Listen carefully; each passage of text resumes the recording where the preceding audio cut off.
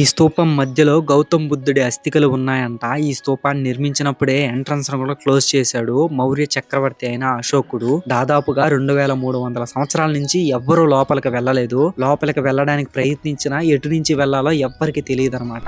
మన జాతీయ జెండా మధ్యలో ఉండే అశోక చక్రాన్ని ఈ ప్రాంతం నుంచే తీసుకున్నారు. ఇప్పుడు మీరు చూస్తున్న ఈ తోరణం మధ్యలో ఉంది చూడండి, అదే అశోక చక్రాన్ని ఇక్కడ నుంచే తీసుకున్నారు మన జాతీయ జెండాలోకి. మనం నిత్యం వాడే 200 రూపాయల వెనక్ కూడా ఉంటుంది ఈ ప్రాంతం. గమనించారా? ఈ ప్రాంతం ఎంత విశిష్టమైందంటే చైనా నుంచి, భూటాన్ నుంచి చాలా మంది బౌద్ధ మత సన్యాసులు ఇక్కడికి వస్తుంటారనమాట తపస్సు చేయడానికి. అంత పాజిటివ్ ఎనర్జీని నింపుకొని ఉంటుంది ఈ ప్రాంతం. ఈ ప్రాంతం ఎక్కడ ఉందంటే మధ్యప్రదేశ్ లోని సాంచి అనే ఒక చిన్న విలేజ్ లో ఉంది.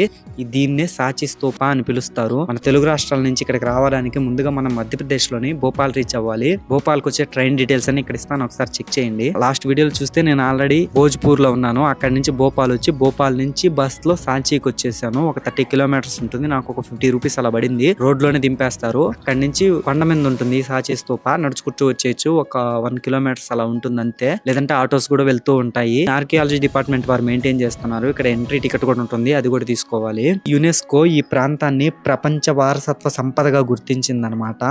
మొత్తం ఇక్కడ 3 స్తూపాలు ఉంటాయి. వీటిలో మధ్యలో ఉండే స్తూప చాలా ముఖ్యమైనది. ఇక్కడ బౌద్ధ సన్యాసులు ఉండడానికి కూడా చాలా గదులను నిర్మించారు ఆ రోజుల్లోనే. ఈ ప్రాంతం గురించి చెప్పాలంటే భారతదేశంలో ఉన్న పురాతన రాతి నిర్మాణాలలో ఈ ప్రాంతం కూడా ఒకటి. ఈ సాచి స్తూపాన్ని క్రీస్తుకు పూర్వం 3వ శతాబ్దంలో మౌర్య చక్రవర్తి అయిన అశోకుడు నిర్మించాడు. అంటే ఇంకా యేసుప్రభు పుట్టలేదు అప్పటికి. ఈ స్తూపం మధ్యలో గౌతమ్ బుద్ధుడి అస్థికలు ఉన్నాయంట.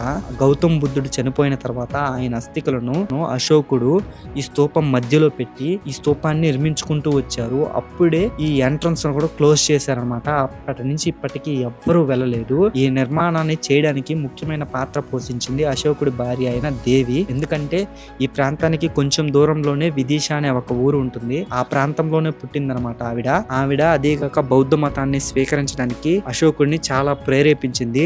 అందుకే ఆవిడ గౌతమ్ బుద్ధుడికి గుర్తుగా ఇక్కడ దీన్ని నిర్మించారనమాట. ఈ సాచి స్తూప మనం నిత్యం వాడే 200 రూపాయల వెనక్ కూడా ఉంటుంది, మీరు గమనించవచ్చు. ఈ సాచి స్తూపాకి మొత్తం 3 తోరణాలు ఉంటాయి. 3 డిఫరెంట్ గా ఉంటాయి. దేంతో దేనికి పోలిక ఉండదు. వాటిలో ఒక తోరణం మధ్యలో అశోక చక్రం ఉంటుంది, మన జాతీయ జెండాలో ఉంటుంది కదా. ఆ అశోక చక్రాన్ని ఇక్కడి నుంచే తీసుకున్నారు. ఈ ప్రాంతాన్ని అశోకుడు నిర్మించాడు గనక ఆ చక్రానికి అశోక చక్రం అనే పేరు వచ్చింది. బౌద్ధ మతానికి చెందిన వారికి ఈ ప్రాంతం చాలా ముఖ్యమైనది అనమాట. ఎంతో పవిత్రమైన పుణ్య ప్రదేశం వాళ్ళకి. బౌద్ధ సన్యాసులు విదేశాల నుంచి కూడా వస్తారు ఈ ప్రాంతానికి. అంత పాజిటివ్ ఎనర్జీని నింపుకొని ఉంటుంది ఈ ప్రాంతం. ఈ ప్రాంతాన్ని కూడా మొఘలులు అటాక్ చేసి చాలా వరకు నాశనం చేశారు. చాలా లేయర్స్ ఉండేది ఈ టోమ్ కి, కానీ చాలా లేయర్స్ నాశనం చేయడం, మెయిన్ టోమ్ మాత్రం ఉండిపోయింది. ఇది ఈ ప్రాంతం యొక్క విశిష్టత. వీడియో నచ్చితే లైక్ చేయడం మాత్రం మర్చిపోవద్దు.